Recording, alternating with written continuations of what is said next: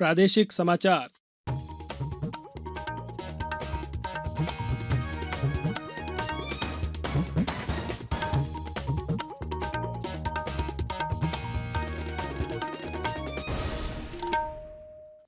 नमस्कार, समाचारों के साथ मैं नवनीत चौबे। पहले एक अपील। भारत ने कोविड टीकाकरण अभियान के अंतर्गत 100 करोड़ टीके लगाने का लक्ष्य हासिल कर लिया है। इस महत्वपूर्ण कार्य में योगदान करने वाले चिकित्सकों, नर्स भी करना चाहते हैं कि कोविड अभी समाप्त नहीं हुआ है।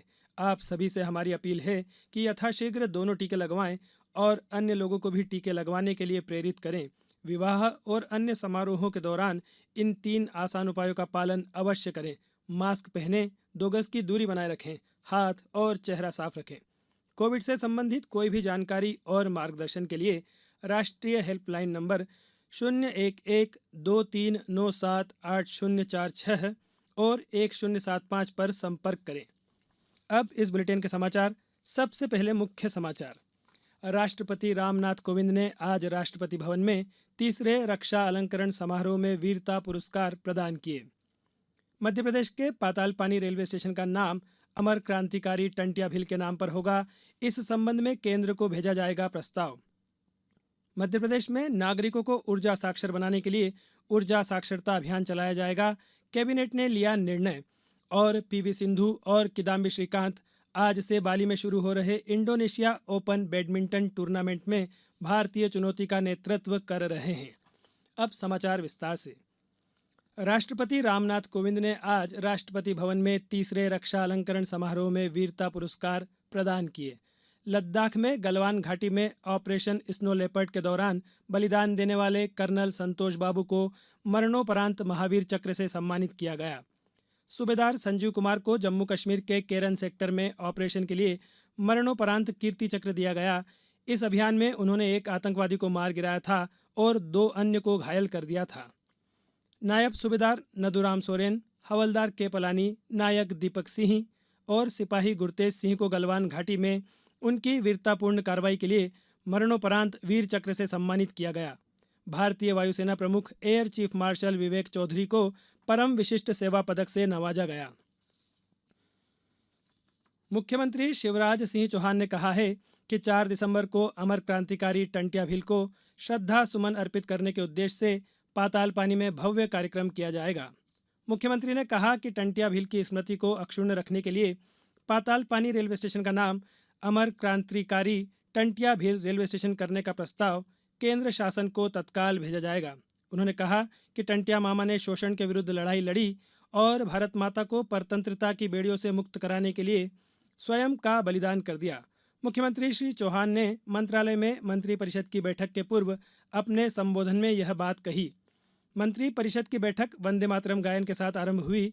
मुख्यमंत्री श्री चौहान ने कहा कि वीर टंट्या भील को जबलपुर जेल में फांसी दी गई थी। उनका अंतिम संस्कार महू के पास पातालपानी में हुआ था। वे हमारे पूजनीय हैं। टंट्या मामा का जन्म खंडवा जिले में पंधाना के पास बड़ौदा अहिर गांव में हुआ था।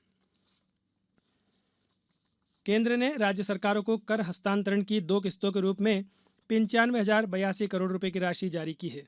राज्य सरकारों को कर हस्तांतरण की सामान्य मासिक किस्त 47,541 करोड़ रुपए के स्थान पर यह राशि जारी की गई है। इस राशि से राज्यों की राजकोषीय स्थिति मजबूत होगी। कुल राशि में से सबसे अधिक लगभग 17,056 करोड़ रुपए उत्तर प्रदेश को जारी किए गए हैं। बिहार को लगभग 9,563 करोड़ रुपए, मध्य प्रदेश को 7,463 करोड़ रुपए, जबकि पश्चिम बंगाल को लगभग 7,152 करोड़ रुपए जारी किए गए हैं। केंद्रीय वित्त मंत्री निर्मला सीतारामन ने निवेश, बुनियादी ढांचे, विकास को बढ़ाने के लिए इस महीने की 15 तारीख को राज्यों के मुख्यमंत्रियों, वित्त मंत्रियों और केंद्र शासित प्रदेशों के उपराज्यपालों की बैठक में राज्य को राशि जारी करने का वादा किया था। अब समाचारों में वक्त है एक ब्रेक का। कोविड-19 से बचाव और सुरक्षित रहने के 3 उपाय। मास्क लगाएं, 2 गज दूरी है जरूरी, सुरक्षित दूरी रखें, हाथ और मुंह साफ रखें। ब्रेक के बाद समाचारों में एक बार फिर आपका स्वागत है। प्रदेश के नागरिकों को ऊर्जा साक्षर बनाने के लिए ऊर्जा साक्षरता अभियान चलाया जाएगा। अभियान के माध्यम से लोगों को ऊर्जा बचत की जानकारी दी जाएगी। इस आशय का निर्णय आज मुख्यमंत्री शिवराज सिंह चौहान की अध्यक्षता में संपन्न हुई मंत्री परिषद की बैठक में लिया गया।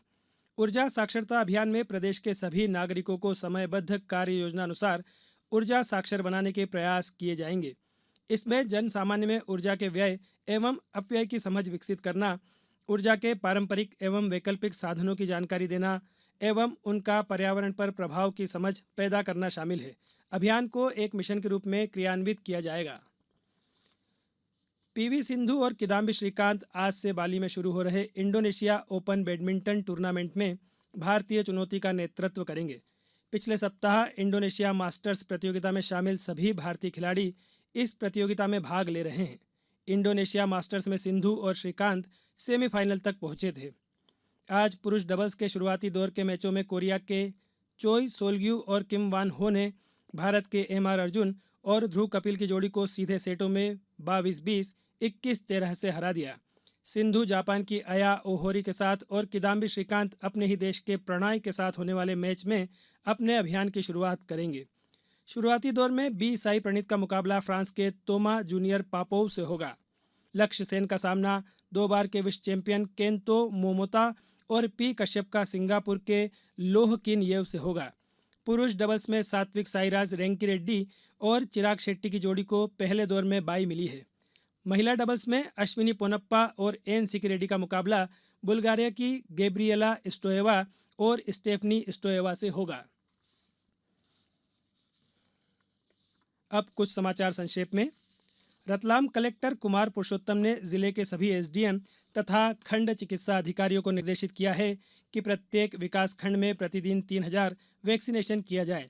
इसके लिए अधिकारी प्रतिदिन प्लान कर आपसी समन्वय से लक्ष्य प्राप्त करें। जबलपुर में जैविक पद्धति से खेती को बढ़ावा देने के लिए आयोजित कार्यशाला में डॉक्टर आरपी दुबे ने कहा कि जैविक कृषि एक ऐसी खेती है जिसमें दीर्घकालीन और स्थिर उपज प्राप्त करने के लिए जीवांशयुक्त खादों का प्रयोग किया जाता है। शहडोल जिले में 45 धान खरीदी केंद्रों पर 29 नवंबर से धान खरीदी शुरू होगी। इस बार समर्थन मूल्य पर धान विक्रय के लिए 27,000 से अधिक किसानों ने अपना पंजीयन कराया है। खरीदी का लक्ष्य 1.5 लाख मीट्रिक टन रखा गया है। खंडवा में कोविड महा टीकाकरण अभियान के तहत आज जिले भर में 42,000 से अधिक नागरिकों को 5:30 बजे तक वैक्सीनेशन किया गया। इस बुलेटिन के अंत में एक अपील, हमेशा ध्यान रखें, मास्क और 2 गज की दूरी, हाथ धोना भी है जरूरी। नमस्कार।